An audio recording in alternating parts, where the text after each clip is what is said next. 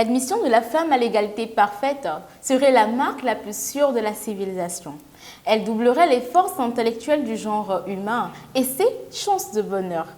C'est cette profonde note de l'éminent écrivain Stendhal que s'ouvre ce numéro de Fremantle consacré à la femme, avec pour thématique la responsabilité de la femme dans le combat pour l'égalité des sexes.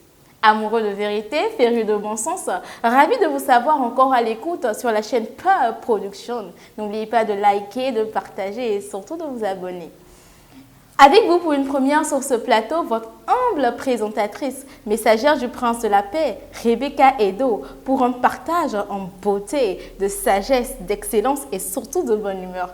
Justement, parlant d'excellence, nous accueillons sur ce plateau notre charmante invitée. Je la laisse se présenter. Bonsoir Madame la présentatrice. Bonsoir. Hermine Nouletopé, je me nomme.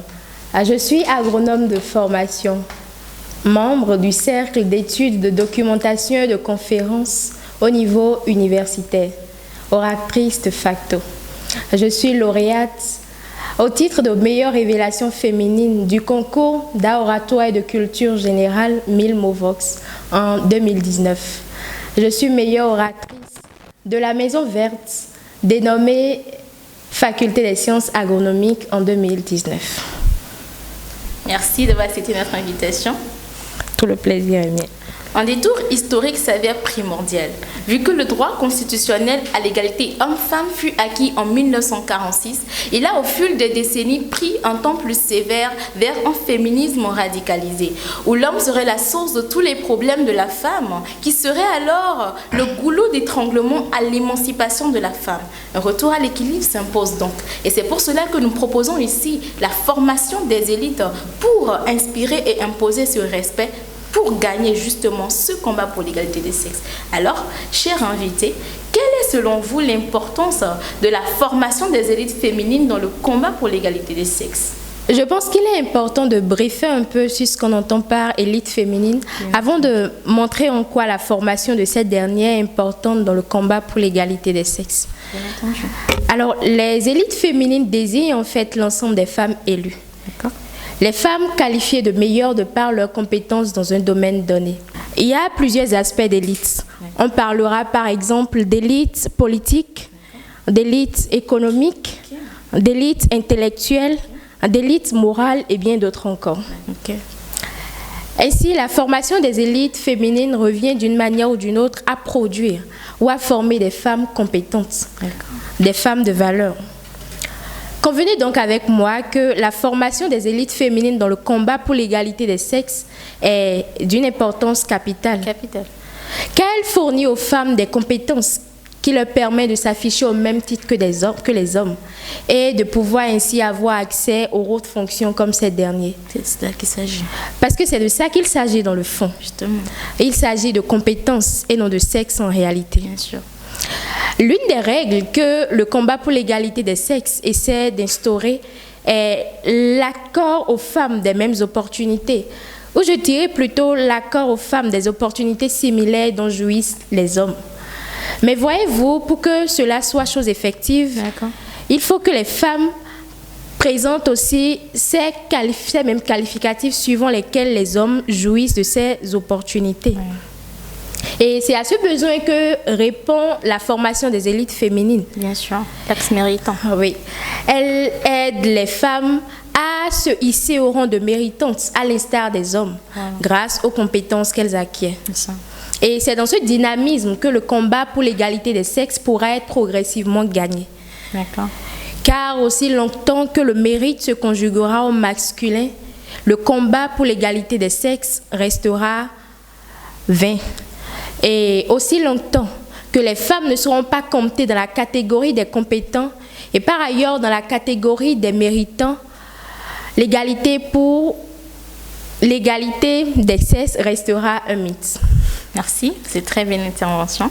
Merci. Alors, pour que la voix de nos femmes soit entendue dans nos États, nos gouvernements et nos instances internationales, mais quel est selon vous l'axe principal de formation de cette élite féminine?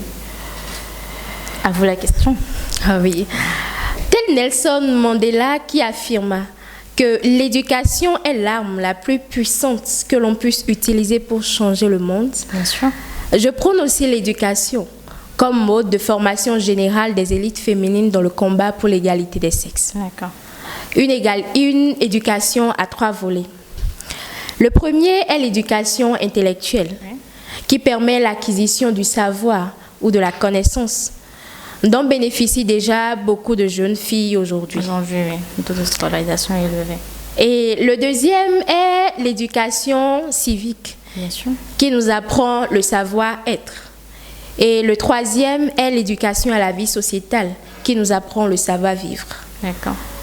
De façon spécifique, des techniques de gestion du temps et de leadership doivent être nécessairement enseignées aux femmes pour s'assurer de faire d'elles des élites féminines à caractère incontournable tel que souhaité. Merci. Je vous en prie. À caractère incontournable, comme vous le dites. Alors, dernière question pour cette émission. Comment, d'après vous, célébrer l'union entre valeurs morales et puissance intellectuelle pour la formation d'une élite féminine forte et équilibrée? Je pense que l'union entre valeurs morales et puissance intellectuelle doit se célébrer à travers un travail discipliné.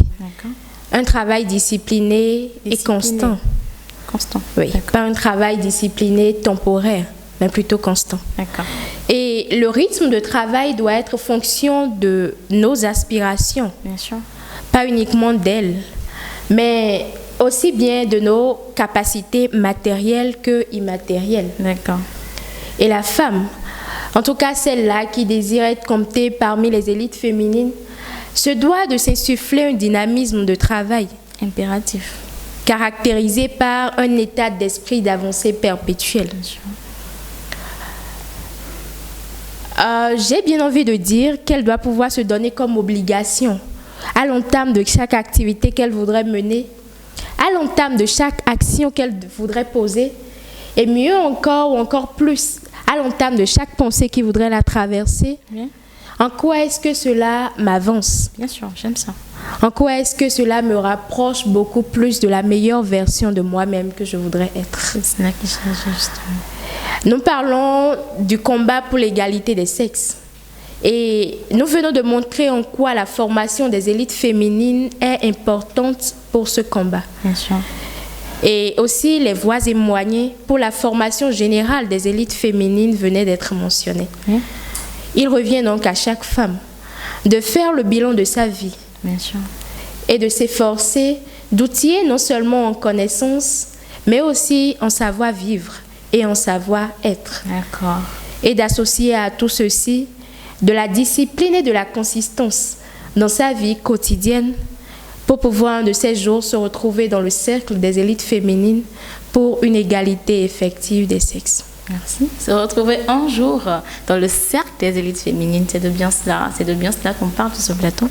Alors, mademoiselle Nouletopé, dernier mot de fin pour toutes ces femmes qui voudraient devenir des élites féminines dans leur société, dans leur pays, dans leur État et surtout le continent.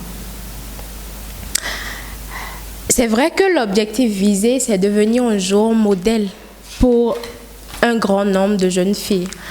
Mais il faut commencer isolé. Il faut commencer beaucoup plus dans le silence.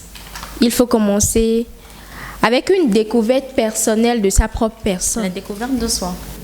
Le résultat final que l'on vise tous, ou tout au moins ce qu'on voudrait finalement, c'est pouvoir être un modèle pour un bon nombre. Je dirais un bon nombre de jeunes filles, un bon nombre de femmes. Un modèle. Un modèle en fait. Mais il faudra d'abord commencer à reculer. Pourquoi? J'ai bien envie de dire tout seul, isolé, dans le silence. Et quelque chose de vraiment primordial, apprendre à se connecter avec son soi-même pour apprendre ce qu'on voudrait vraiment, quelles sont ses passions. Quelles sont, comme je venais de le dire tantôt, quelles sont nos capacités, non seulement matérielles, mais aussi immatérielles, puisque ce sont ces outils-là, ces capacités-là qu'on utilisera en fait pour pouvoir réellement devenir des modèles comme cela se doit.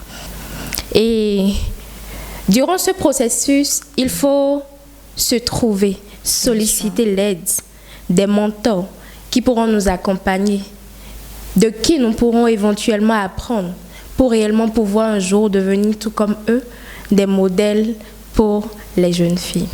Merci beaucoup pour ce beau mot de fin. Nous voici au terme de notre émission. Je finirai simplement en disant, vous savez, chères femmes, le respect, le vrai, il ne se réclame pas, il se mérite. Le flot de la démocratie touchant aujourd'hui nos États, nos gouvernements, nos instances internationales nécessite de notre part des mérites éclatants et utiles, des capacités dont on ne puisse pas se priver et qui sont indispensables aujourd'hui dans nos sociétés. C'est seulement à ce prix, c'est en relevant ce défi que nous pourrons prôner et gagner ce combat pour l'égalité des sexes.